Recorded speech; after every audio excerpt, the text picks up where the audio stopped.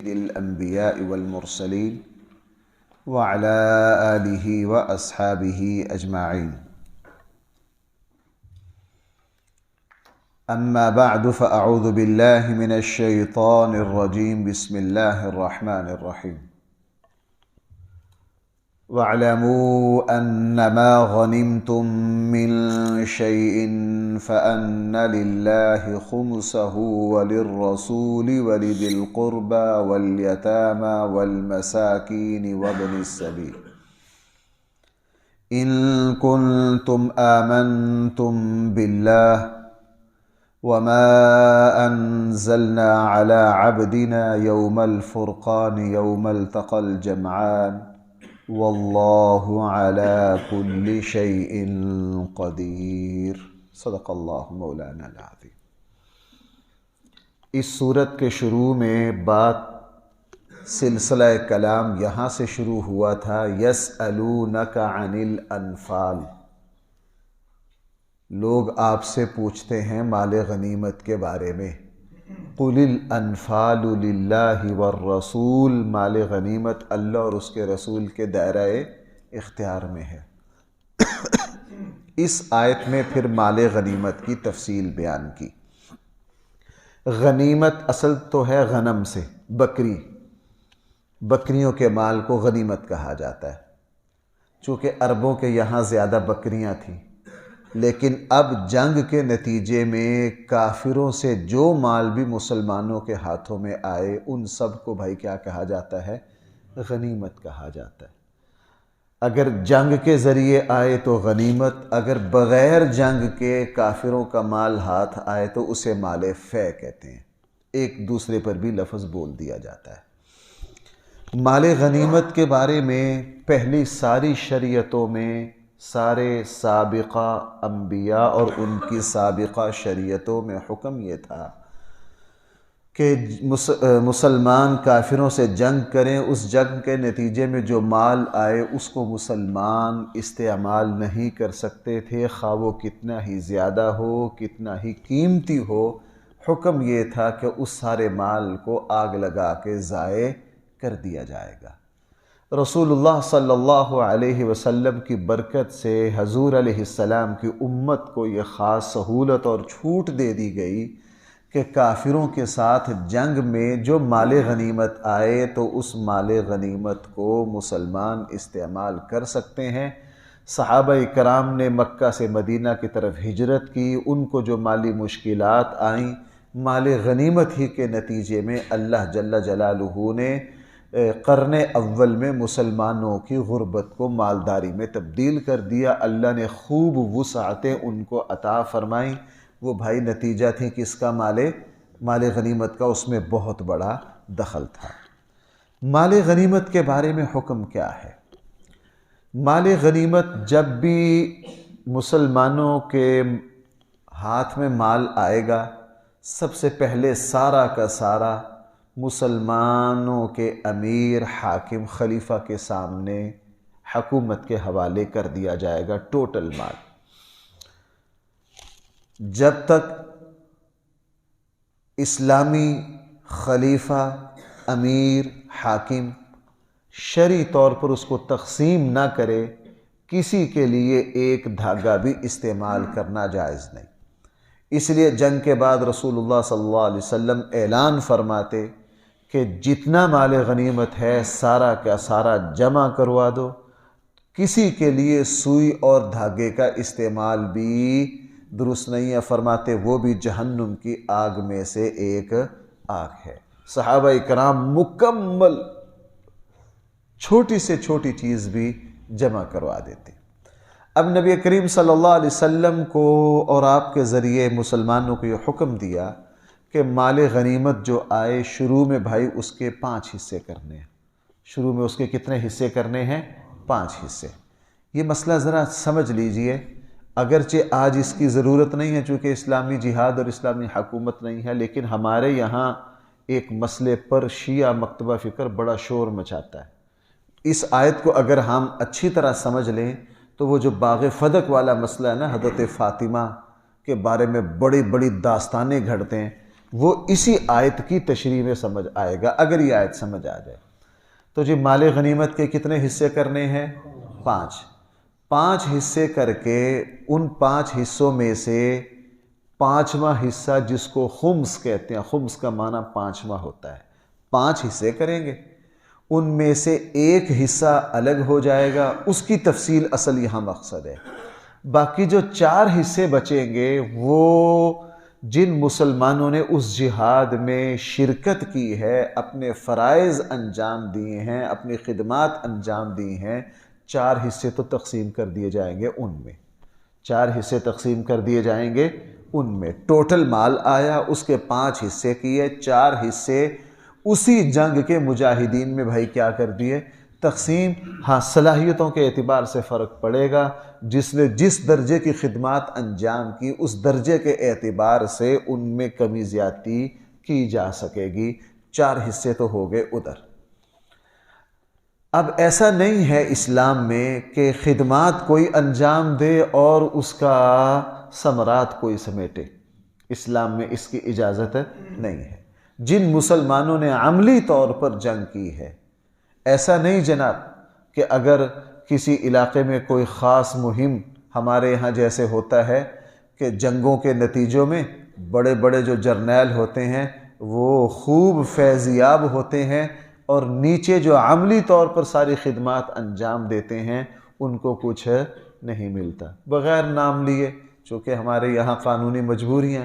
میں خود ایسے دوستوں سے ملا ہوں جو ہمارے یہاں عسکری اس میں ملازم ہیں، سرکاری ملازم ہیں، فوجی ہیں، ان کے ذمے خدمات ان کے ذمے خدمات لگیں، انہوں نے انجام دیں، لیکن اضافی خدمات پر انہوں نے کہا جی کبھی بھی ہمیں کوئی وعدہ ہوتا ہے ملتا نہیں ہے، آواز اٹھا نہیں سکتے ہیں چونکہ قوانین سخت ہیں۔ قوانین کیا ہیں؟ سخت ہیں، اور جو اوپر کے لوگ ہوتے ہیں وہ سارا سمیٹ جاتے ہیں۔ اسلام میں ایسا نہیں ہے۔ اسلام میں جہاد میں جن مسلمانوں نے شرکت کی ہے، ٹوٹل آمدن میں سے بھائی اکثریت کون لے جائیں گے؟ جنہوں نے عملی طور پر جہاد کیا ہے۔ اب اگلی بات آئیے، باقی رہ گیا 5واں حصہ۔ 5ویں حصے کے خود 6 حصے یہاں کی ہے۔ ٹوٹل مال کے بھائی کتنے حصے ہونے ہیں؟ 5۔ جو 5واں حصہ ہے اس کے خود کتنے حصے ہونے ہیں؟ 6۔ وہ 6 حصے ہونے ہیں، ان میں سے ایک حصہ اللہ کا اور ایک حصہ اللہ کے رسول کا یہاں بیان کیا ہے، اور تیسرا حصہ رشتہ داروں کا، چوتھا حصہ یتیموں کا، 5واں حصہ مساکین کا، اور 6واں حصہ کس کا بھائی؟ مسافروں کا۔ اب میں تھوڑی تھوڑی اس کی ذرا تفصیل کو بیان کر دوں۔ سب سے ٹوٹل مال کے 5 حصے کیے، خمس ریاست کے پاس آ گیا، 4 حصے مجاہدین میں تقسیم ہو گئے، جو 5واں حصہ آیا اس کے خود 6 حصے کیے، ان میں سے اب یہاں دیکھیے سب سے پہلے فرمایا فَأَنَّ لِلَّهِ، 5واں حصہ بھائی کس کا ہے؟ اللہ کا ہے۔ اللہ کا نام بطور برکت اور تمہید ہے۔ اللہ تعالیٰ سارے خزانے اللہ کے ہیں، اللہ تعالیٰ کو کسی طرح کا کوئی حصہ اللہ کا الگ نکالا نہیں گیا۔ معنی یہ بنا کہ 5واں حصہ اللہ میں سے پہلا حصہ اللہ کا ہے، یعنی اللہ کے حکم کے مطابق اس کو کیا کرو؟ تقسیم کرو۔ یہ ہو گئے 6 میں سے 1 ہو گیا، باقی رہ گئے بھائی کتنے؟ 5۔ نمبر 2 ولی الرسول، وہ جو 5واں حصہ آئے گا اس 5ویں حصے کے جو مزید 6 حصے ہوں گے ان میں سے ایک ملے گا بھائی کس کو؟ رسول صلی اللہ علیہ وسلم کو۔ کیوں؟ سارا چونکہ برکتیں ہی اللہ اور اس کے رسول کی ہیں، سارا فضل ہی کس کا ہے؟ اللہ اور اس کے رسول کا۔ اور رسول اللہ صلی اللہ علیہ وسلم دن رات چونکہ مسلمان اور اسلام کی خدمت میں ہیں، اللہ کے نبی کوئی ذاتی کاروبار نہیں کر سکتے، اس لیے رسول اللہ صلی اللہ علیہ وسلم کو خمس کا 5واں حصہ دیا جائے گا۔ آگے ولی ذی القربہ، اور خمس کا تیسرا حصہ جو ملے گا بھائی وہ کس کو ملے گا؟ ولی ذی القربہ، حضور کے رشتہ داروں کو۔ بھائی ذرا سمجھنا اس کو، چونکہ ہمارے یہاں نا یہ مسئلہ بڑا ٹیڑھا ہے۔ تیسرا حصہ کس کا ہے جی؟ حضور علیہ السلام کے رشتہ داروں کا۔ حضور علیہ السلام کے رشتہ داروں کو کیوں ملے گا؟ 3-4 وجہ سے ملے گا۔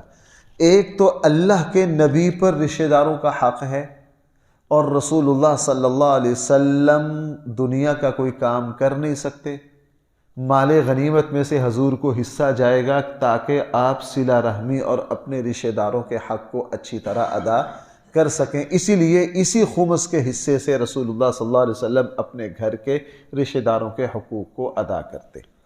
دوسرا اس وجہ سے کہ رسول اللہ صلی اللہ علیہ وسلم کے جو رشتہ دار ہیں وہ بھی ہر وقت حضور علیہ السلام کی خدمت میں لگے رہتے، اور ان کو بھی اپنے کاروبار کا کم موقع ملتا۔ اور تیسری وجہ یہ ہے کہ رسول اللہ صلی اللہ علیہ وسلم حکماً اسلام کی خدمت کے لیے اپنے رشتہ داروں سے حصہ لے لیتے۔ حکماً بھائی میری بات سمجھ آ رہی ہے؟ یہ آیت احکام میں سے ہیں۔ آیت احکام ہوتی مشکل ہیں، لیکن عام لوگوں کے لیے دلچسپی نہیں ہوتی، تو ہمارے لیے ڈبل مشکل ہو جاتی ہے۔ ایک اس کو بیان کرنا مشکل ہوتا ہے، ایک آگے والے اس کو خشک مضمون سمجھ کر دلچسپی کم لیتے ہیں۔ اچھا، وہ چونکہ رسول اللہ صلی اللہ علیہ وسلم اپنے رشتہ داروں سے مال حکماً اسلام کی خدمت کے لیے لے لیتے۔ کئی مرتبہ ایسا اپنے چچا کو حکم دیا، چچا جی آپ کے پاس وہ جو کچھ ہے وہ ذرا لائیے، فلاں کام میں ضرورت ہے۔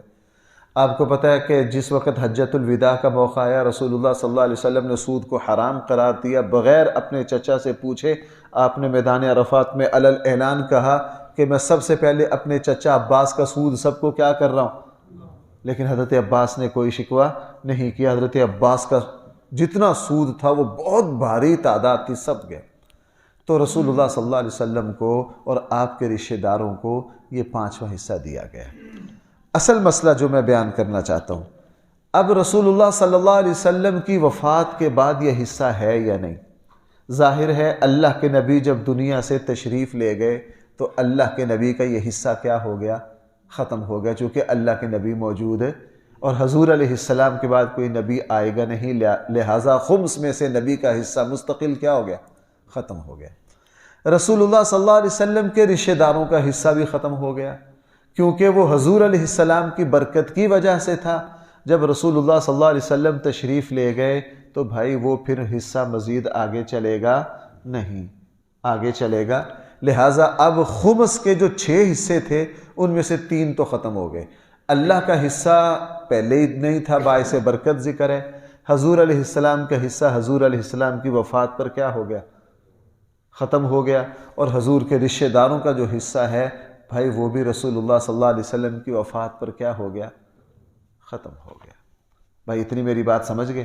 اب آئیے جس پر ہمارے یہاں روافض بڑا شور مچاتے ہیں، محرم میں بڑی ان کا سب سے زیادہ اس مسئلے پر زور ہوتا ہے۔ رسول اکرم صلی اللہ علیہ وسلم نے خیبر کو فتح کیا۔ آپ علیہ السلام کو خیبر میں سے جو کچھ آپ کے حصے میں آیا اس میں ایک باغ جس کو باغ فدق کہتے ہیں، باغ فدق بھی آیا۔ اب باغ فدق جو تھا وہ رسول اللہ صلی اللہ علیہ وسلم کی ملکیت میں آ گیا۔ آپ علیہ السلام کی جب وفات ہو گئی، آیا رسول اللہ صلی اللہ علیہ وسلم یہ جو مال غنیمت ہے یہ جب رسول اللہ صلی اللہ علیہ وسلم کی ملکیت میں تھا، جب حضور علیہ السلام کی وفات ہوئی تو حضور علیہ السلام کی وفات کے بعد حضرت فاطمہ نے اپنے والد کی وراثت کا حصہ کا مطالبہ کیا۔ صدیق اکبر نے وراثت نہیں دی۔ بھائی صدیق اکبر نے حضرت فاطمہ کو وراثت کیوں نہیں دی؟ صدیق اکبر نے یہ فرمایا کہ میں نے نبی کریم صلی اللہ علیہ وسلم نے ارشاد فرمایا، نہ ہم وارث بنتے ہیں نہ ہم وارث بناتے ہیں، ہم انبیاء علیہ السلام نہ وارث بنتے ہیں۔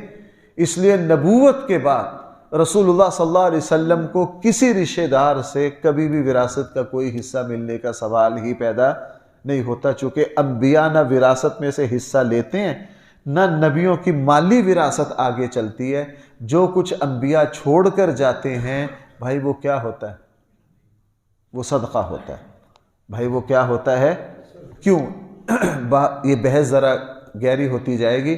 وجہ اس کی یہ ہے کہ چونکہ اگر نبیوں کی وراثت چلے اور ہمارے یہاں مال کی ہرس آ جاتی ہے، اکثر لوگ انتظار میں بیٹھ جاتے ہیں، یار بابا جلدی قبر میں جائے، باپ جلدی مرے، وراثت ہمیں ملے۔ کیوں جی، ہمارے معاشرے میں یہ خرابی آ رہی ہے کہ نہیں؟ بیٹے اگر والد کی عمر 80 سال ہوگی، بیٹے لڑتے پھرتے ہیں، والد سے لڑتے ہیں، جی یہ چیز ہمارے نام کرو، فلاں کرو، ایسے کرتے ہیں کہ نہیں؟ اب اگر نبی کی وراثت آگے چلے تو نبی کی آل و اولاد میں سے کوئی یہ تمنا کرے کہ جی توبہ نعوذ باللہ یہ جلدی مرے اور وراثت ہمیں ملے، تو اس کہنے سے وہ کافر ہو جائے گا کہ نہیں؟ اس لیے نبی کی اولاد کی حفاظت کے لیے رسول اللہ صلی اللہ علیہ وسلم نے فرمایا، نہ میں وارث بنتا نہ میں وارث بناتا، جو کچھ میں چھوڑ کے جاؤں گا وہ سارا کچھ کیا ہے؟ صدقہ ہے۔ اب جب حضرت فاطمہ نے باغ فدق کا مطالبہ کیا کہ جی مال غنیمت کے طور پر میرے ابا کو باغ فدق ملا تھا، آپ وہ مجھے دے دیجئے، صدیق اکبر نے کیسا انصاف کیا؟ صدیق اکبر نے نہ نبی کریم صلی اللہ علیہ وسلم کی بیٹی کو وراثت دی اور نہ اپنی بیٹی حضرت عائشہ جو بیوی ہے کس کی؟ بھائی نبی کریم، تو رسول اللہ صلی اللہ علیہ وسلم کی وراثت حضرت عائشہ کو بھی جانی تھی کہ نہیں؟ آپ علیہ السلام حضرت ابو بکر نے نہ وراثت دی حضرت فاطمہ کو، نہ وراثت دی اپنی بیٹی کو، نہ وراثت دی حضرت عمر کی بیٹی حضرت حفصہ کو، کسی کو وراثت نہیں دی، نہ اپنی بیٹی کو دی، نہ رسول اللہ صلی اللہ علیہ وسلم کی بیٹی کو دی، اور نہ حضرت عمر کی بیٹی کو دی، اور فرمایا اللہ کے نبی جو کچھ چھوڑ کر گئے ہیں وہ سارا غرباء کے لیے ہیں، باقی رہا اہل۔ یہ پوری بات بیان نہیں کرتے۔ میرا زندگی میں شیعہ علماء سے 3-4 مرتبہ، اور وہ شیعہ عام عالم نہیں، بڑے بڑے ان کے مناظر، ان سے یہ بات ہوئی، وہ میری پوری بات سن کر کہتے ہیں مفتی صاحب یہ پوری بات ہمارے علم میں ہے۔ آگے سے کیا کہتے ہیں؟ یہ پوری بات کیا ہے؟ میں نے کہا جی آپ پھر یہ پوری بات ممبروں پر بیان کیوں نہیں کرتے؟ وہ ہمارے گھر کے ایک شاگرد ہیں شیعہ عالم، وہ کہنے لگا جی اگر پوری بات بیان کریں پھر ساڈو اشرا نہیں کسی نے دینا، ہم نے تو مجلس گرم کرنی ہے تو ہمیں کچھ ملنا ہے۔ میں نے کہا آپ یہ بات کیوں نہیں کہتے کہ صدیق اکبر نے نہ نبی کی بیٹی کو دیا، نہ اپنی بیٹی کو دیا، نہ حضرت عمر کی، کسی کو نہیں دیا۔ اگلی بات صدیق اکبر نے فرمائی کہ میں حضور علیہ السلام کا خلیفہ ہوں، سب سے پہلے خلیفۃ الرسول، رسول کا نائب، یہ کس کا لقب تھا؟ اور صدیق اکبر نے فرمایا تھا اللہ کے نبی زندگی میں جس کو جتنا دیتے تھے اسی طرح دوں گا۔ فرمایا تم اہل بیت کی کفالت میرے ذمے ہے۔ اہل بیت کی کفالت کس کے ذمے ہے؟ اور جب تک رسول اللہ صلی اللہ علیہ وسلم کی بیویاں، آپ کی بیٹیاں حیات رہیں تو سرکاری خزانے سے اہل بیت کے سارے اخراجات ادا ہوتے رہے۔ فرمایا کہ وہ جو مال غنیمت بالکل ٹھیک ہے، قرآن نے یہاں کہا فَأَنَّ لِلَّهِ خُمُسَهُ وَلِلرَّسُولِ وَلِذِي الْقُرْبَى، وہ بالکل ٹھیک ہے، لیکن اب اس میں سے آپ کو حصہ نہیں ملے گا۔ اس لیے رسول اللہ صلی اللہ علیہ وسلم نے آپ علیہ السلام فرما گئے تھے کہ ہماری اولاد کو وراثت نہیں دی جاتی۔ اس کے آگے لہٰذا اب ذرا آیت کا ترجمہ دیکھیں، میں شروع سے کرتا ہوں۔ وَاعْلَمُوا، لوگو تم اچھی طرح جان لو، انما غنیمتم من شیء، جو کچھ بھی تمہیں غنیمت ملے گی، من شیء فان للہ، پس وہ اس کا پہلا حصہ کس کا ہے؟ اللہ کے لیے۔ 5 خمس کا حصہ اللہ کے لیے، اللہ کے رسول صلی اللہ علیہ وسلم کے لیے، وَلِذِي الْقُرْبَى رشتہ داروں کے لیے، وَالْيَتَامَى یتیموں کے لیے۔ بھائی کس کے لیے؟ یتیموں کے لیے، والمساکین اور مساکین کے لیے، وابن السبیل اور مسافروں کے لیے۔ لہٰذا اب 3 حصے تو ختم ہو گئے، اللہ کا پہلے نہیں تھا، حضور کا بھی ختم ہو گیا، حضور کے رشتہ داروں کا بھی ختم ہو گیا۔ اب خمس جو خرچ ہوگا بھائی وہ 3 جگہ ہوگا، یتامہ، مساکین، وابن السبیل۔ اب اگلی بات، اگر رسول اللہ صلی اللہ علیہ وسلم کے رشتہ داروں میں سے، سادات میں سے کوئی یتیم ہوگا، کوئی مسکین ہوگا، کوئی مسافر ہوگا، اس کو بھی اس میں سے دیا جائے گا، اس کو بھی اس میں سے کیا کیا جائے گا؟ دیا جائے گا۔ اسلام نے یہ بیان کیا۔ آگے فرمایا ان کنتم آمنتم باللہ، اگر تم ایمان رکھتے ہو اللہ پر، وما انزلنا، اور اس مدد پر علی عبدنا جو ہم نے اپنے بندے پر کی یوم الفرقان. بھائی یوم الفرقان کس کا نام ہے؟ یوم بدر. میں نے آپ کو پیچھے دی تشریح میں تفصیل سے بیان کر چکا ہوں. فرقان کا معنی کیا ہوتا ہے؟ حق اور باطل میں فرق کرنے والا. بھائی میری بات سمجھ پا رہے ہیں آپ؟ اس لیے قرآن کریم کا ایک نام کیا ہے؟ تبارک الذی نزل الفرقان. بابرکت ہے وہ ذات جس نے وہ کتاب اتاری جو کیا ہے؟ فرقان. ہمارے یہاں لفظ بولا جاتا ہے فرقان حمید. قرآن کریم فرقان ہے، یعنی غلط اور صحیح میں فیصلہ کرنے والا ہے. تو چونکہ پورے عرب کے لوگ انتظار میں تھے کہ حق کیا ہے یا باطل کیا ہے، تو میدان بدر میں اللہ تعالیٰ کی مدد کو دیکھ کر فیصلہ پورے عرب نے کر لیا اللہ کی مدد کن کے ساتھ ہے. اس لیے یوم بدر کا بھائی دوسرا نام کیا ہے؟ یوم فرقان. اس لیے یہاں فرمایا جو ہم نے اپنے بندے پر فرقان کے دن اتارا، یوم التقى الجمعان، جس دن آپس میں دو جماعتیں ٹکرائیں. جس دن آپس میں دو جماعتیں. واللہ علی کل شیء قدیر، اور اللہ جل جلالہ ہر چیز پر قادر ہے. اللہ تعالی ہم سب کو صحیح فہم عطا فرمائے. الحمدللہ رب العالمین، والصلاة والسلام علی سید الانبیاء والمرسلین وعلی آلہ واصحابہ اجمعین.